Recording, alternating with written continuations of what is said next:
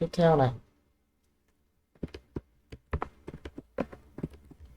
input tai bằng radio.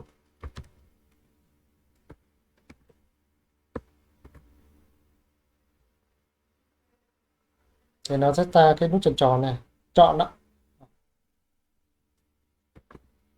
Ví dụ ta có một cái radio nữa, chẳng hạn như đây là cái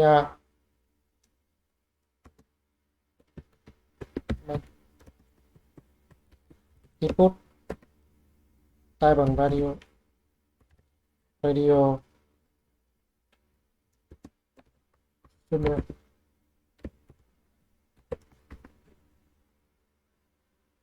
Thì ta sẽ được hai cái radio đó. Nghĩa là cái này nó sẽ mang nghĩa là chọn một trong hai, đúng không? Nhưng mà trong tình huống này là ta chọn được cả hai này. Nếu mà chỉ muốn chọn một trong hai thôi thì ta có thể làm, thì ta phải làm như sau này. Thiết lập name cho cả hai cái đấy cùng là cùng một name. Ví dụ như là name ở đây là gender, name ở đây là gender. Lúc này trình dịch nó sẽ hiểu là hai này là thuộc cùng một nhóm. Thuộc cùng một nhóm thì có nghĩa là chỉ chọn được một trong các thành viên trong nhóm ấy thôi. Input tai bằng checkbox.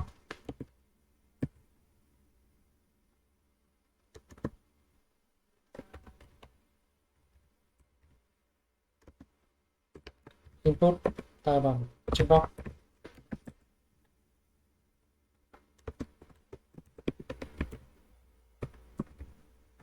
Như thế thì nó sẽ là dạng một cái ô checkbox để ta có thể check.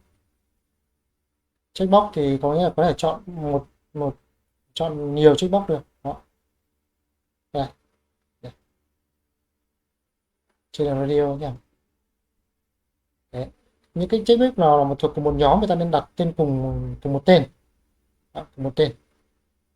Ví dụ như đây là name là language chẳng hạn. Lan. Đó. Language. Thế.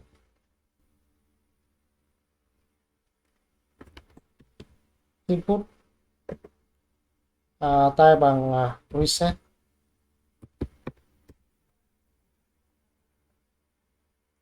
Ví dụ như value là reset.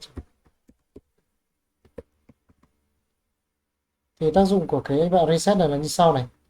Để điền thông tin ở đây.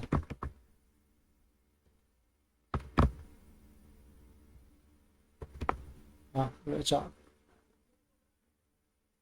Nhưng mà khi ta nhấn reset đó thì các em thấy rằng là tất cả các cái control nó đều được reset, nó đều quay trở về cái trạng thái ban đầu.